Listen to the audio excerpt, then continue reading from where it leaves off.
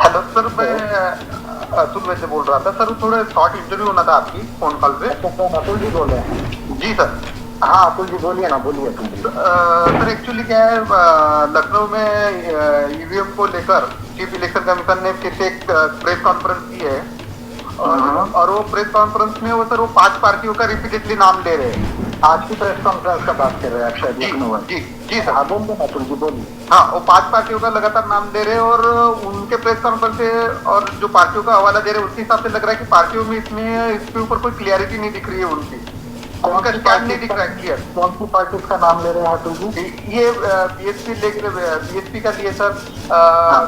एक communist party थी, Samajwadi party थी सर उसमें, और कोई 2 पार्टी थी सर जो। मैं बता देता हूँ, उन्होंने कांग्रेस का नाम लिया है जी। बीजेपी का नाम लिया है, आम आदमी पार्टी का नाम लिया है, कम्युनिस्ट पार्टी ऑफ इंडिया का नाम लिया है जी, बीएसपी का नाम लिया है, और आज जो नाम लिया उन्होंने समाजवादी पार्टी का और अपना दल का नाम लिया है जी। और इन्होंने ये कहा कि भाई ये जो पार्टीज है ये ईवीएम का कोई विरोध नहीं कर रही हूँ, ये कह रहे हैं कि भाई हम जो है वो काउंटिंग चाहिए इसमें, जो वीवीपैट का जो है वो काउंटिंग कर लो 50% और रैंडमाइजेशन करके। तो ये पार्टी जो है वो बस इतना कह रही है। और चीफ इलेक्शन कमिश्नर ने कहा कि भाई ऑलरेडी हमारी प्रोसीजर बहुत अच्छी है, और हमारे वो जो 85 जो बुकलेट में जो जवाब है क्वेश्चन आंसर से, तो ऑलरेडी आप पढ़िए और उसमें आपको सब समझ में आएगा।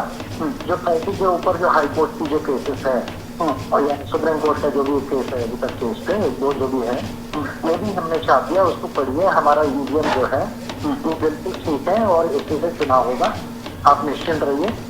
यानी चीफ इलेक्शन कमिश्नर ने डायरेक्ट जो है वो चिन्मय के बाद फिर रिपीट किया आज लखनऊ में कि हमारे ईवीएम में कोई सवाल उठाने की आपको जरूरत नहीं है, ईवीएम सब कुछ ठीक है और ये चुनाव जो है वो ईवीएम से करेंगे। और ये पार्टी का नाम तीसरी बार लिया गया।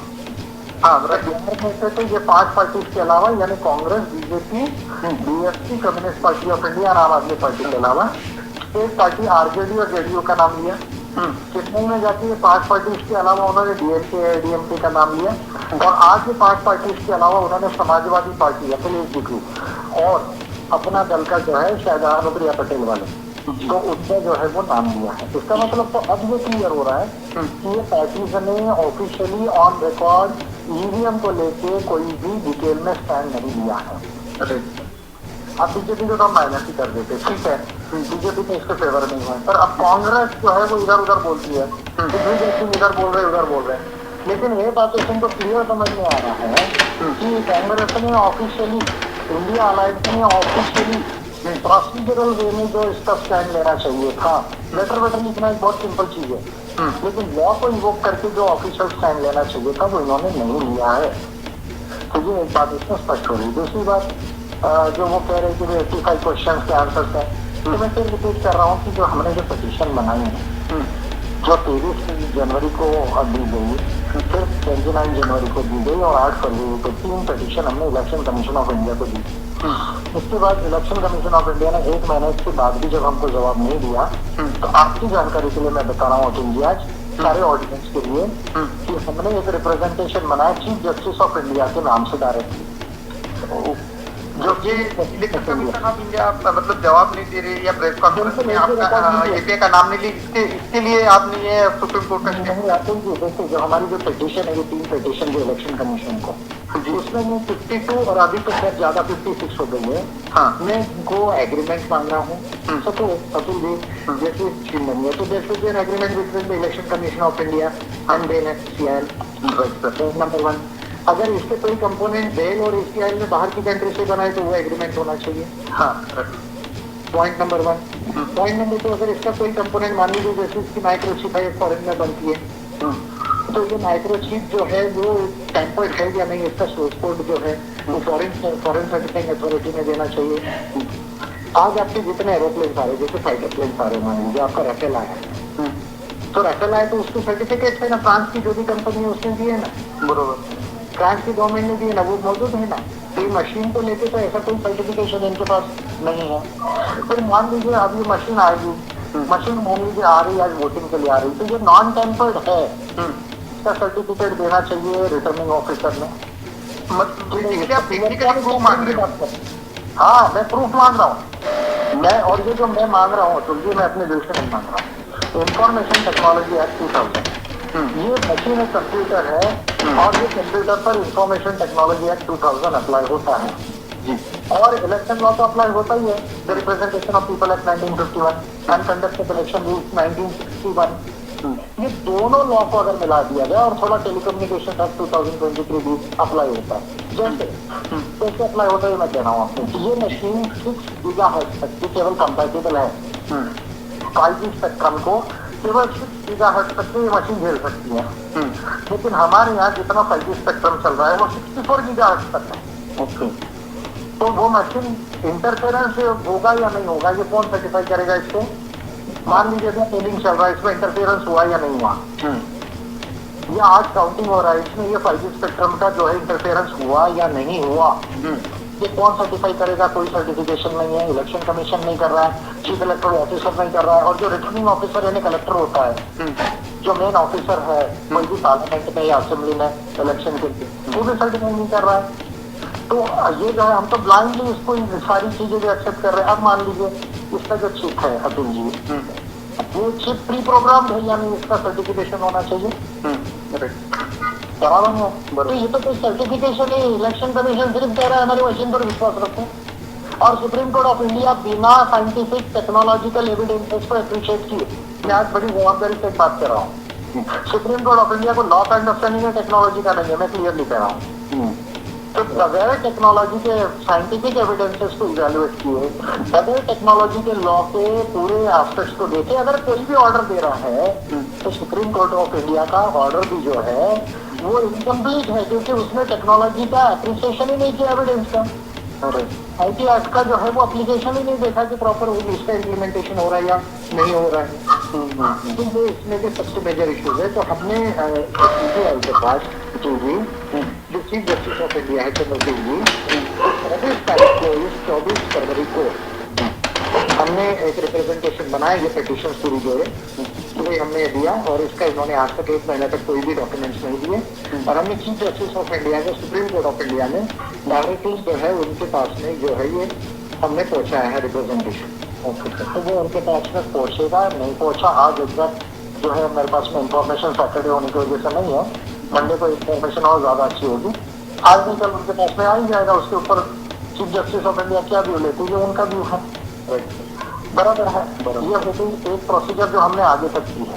चीफ जस्टिस ऑफ इंडिया अगर इस पर कोई अच्छा व्यू ले ले, इंडियन डेमोक्रेसी के लिए, 100 करोड़ वोटर्स के राइट्स के लिए, non applicability of the information technology act 2000 को देख कर अगर ये ले ले तो बहुत बड़ी बात हो जाएगी। अगर नहीं लेते हैं तो फिर मैं उस पर और सेकंड लीगल स्टेप करूंगा, सेकंड स्टेप नहीं करूंगा, लीगल स्टेप सेकंड। और यहाँ जो इलेक्शन स्टार्ट जो 12 तारीख के आसपास जो है सुनाई आ रहा है कि इलेक्शन नोटिफाई होगा 12-15 के बीच में, तो अब फिर यहाँ पर जो नॉमिनेशन और स्टार्ट होगी, तो हम अपना इलेक्शन भी कॉन्टेस्ट करेंगे और ईवीएम को भी जो है हम चैलेंज करेंगे। उसका भी एक प्रोसीजर बना लिया मैंने, जो API करेगी, और API के अलावा जो भी पॉलिटिकल पार्टी करना चाहती है वो पॉलिटिकल पार्टी कर सकती है। तो सर इसके लिए कोई आप ऐसा कोई कॉमन संदेश देना चाहते हैं, यार मतलब मैं API के ऑफिस बेरर को या जो पार्टी इसमें ईवीएम के अगेंस्ट में काम करे उनको एक कॉमन संदेश कोई देना चाहेंगे सर? मैं आज एक नंबर, टेलीफोन नंबर जो है, जो व्हाट्सएप नंबर है, और वो नंबर मैं एक रिलीज कर रहा हूँ। जो भी पॉलिटिकल पार्टी है, API के लोगों को जरूरत नहीं है इस नंबर की, API के लोगों को कोऑर्डिनेशन कैसा करना मालूम है, लेकिन जो दूसरी पॉलिटिकल पार्टी है जो ईवीएम को लेके प्रोसीजरल वे में, लीगल वे में चैलेंज करना चाहती है, तो उनके लिए मैं एक नंबर रिलीज कर रहा हूँ आज। नंबर नोट कर सकते हैं, 7011647962। फिर मैं रिलीज कर रहा हूँ 7011647962।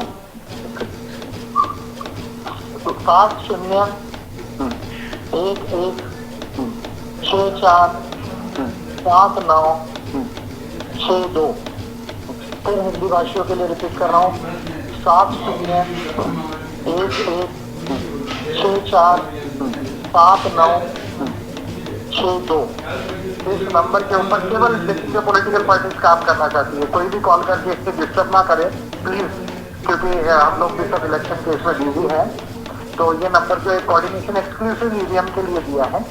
तो जो इसकी लीगल प्रोसीजर हम कर रहे हैं वो पॉलिटिकल पार्टीज भी अगर इसको करना चाहती हैं तो वो इस नंबर पर बात करें, उनको बताया जाएगा। लेकिन इस चीज के लिए समय है, ये वही पॉलिटिकल पार्टीज के लिए यूज में आएगा जो कॉन्टेस्ट कर रही है इलेक्शन को। जो इलेक्शन कॉन्टेस्ट नहीं कर रही उनके काम में नहीं आएगा, ठीक है। जो भी इलेक्शन कॉन्टेस्ट कर रहा है including individuals also, independent candidate के लिए भी काम में आएगा, ठीक है।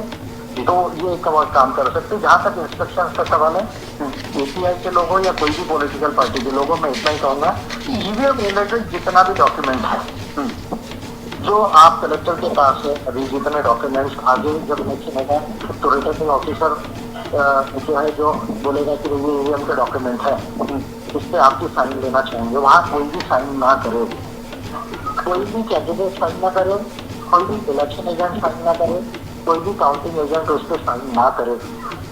जिनको ये लीगल प्रोसीजर करना है, ठीक है, आप साइन करेंगे नहीं, आप मान ही रहिए मशीन सब ठीक है, बरोबर। बाकी इलेक्शन डॉक्यूमेंट्स पर आप साइन कीजिए, यानी हमको इलेक्शन को चैलेंज नहीं करना है, हमको ईवीएम को चैलेंज करना है, क्योंकि ईवीएम इलीगल है। आज ये दो लॉ में IPS 2000 एंड इलेक्शन लॉ जो 1951 और 61 का है, तो उसमें वो इलीगल है। तो हमको इलेक्शन को चैलेंज नहीं करना है, हमको ईवीएम को चैलेंज करना है। ईवीएम इलीगल है, और अगर ईवीएम इलीगल है तो वो नहीं हो सकता। अप्रोच ध्यान में लेना है हर पॉलिटिकल पार्टी को कि अगर ईवीएम इलीगल है तो चुनाव लीगली नहीं हो सकता।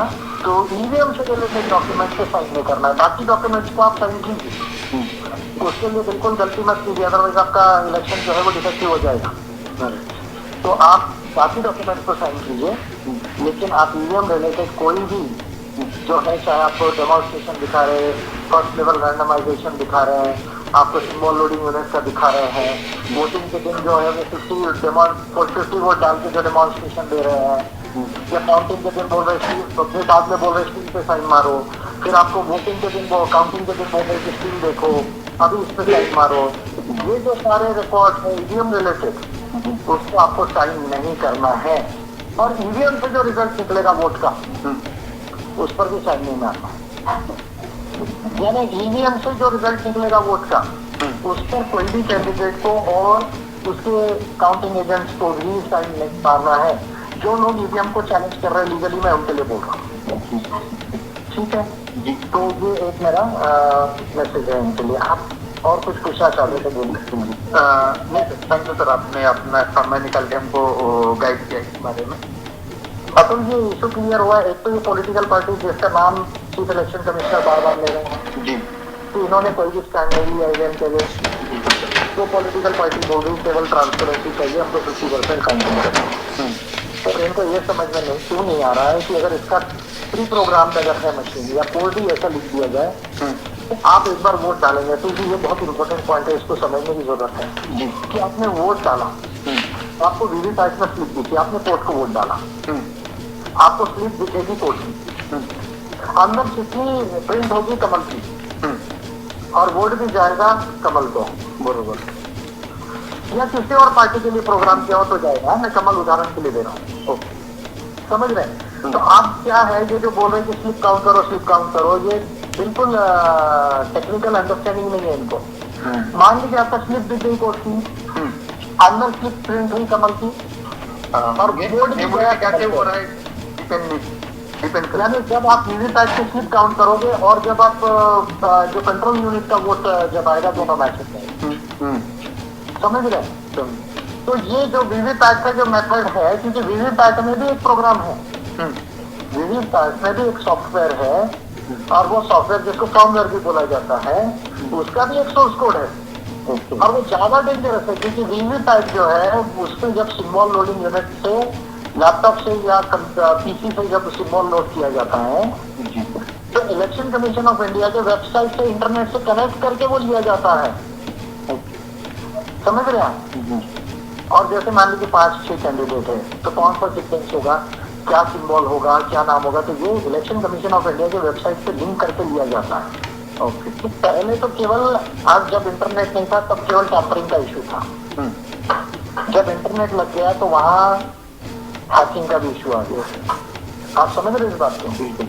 और वहाँ अगर सोर्स कोड ही ऐसा लिखा गया है तो आपको दिखेगा बरोबर एक पार्टी का, लेकिन वोट बरोबर दूसरे पार्टी को जाएगा। तो ये मुझे लगता है कि ये जो पॉलिटिकल पार्टी पॉलिटिकल अंडरस्टैंडिंग बड़ा वीक है, इनको किसी अच्छे कंप्यूटर वाले से समझ देना चाहिए, या हमारे जैसे जो लीडर समझा सकते अगर वो चाहे तो। ठीक है, तो ये एक इशू को उनको करेक्ट करना चाहिए। और बाकी तो मैंने बाकी पार्टीज पे क्या करना है, यूपीआई को कैसे करना है, आपको बताया फुल जी। और हमने सुप्रीम कोर्ट ऑफ इंडिया में इसको 24 जनवरी को चीफ जस्टिस ऑफ इंडिया को एक रिप्रेजेंटेशन दिया है, और ये सब जोड़ दिया हमने जितने तीनों पिटीशन थे। ठीक है, उसका जो भी रिजल्ट आएगा, जो भी डेवलपमेंट होगा, मैं आपको वॉइस इंटरव्यू में बताऊंगा। ठीक है, तो थैंक यू।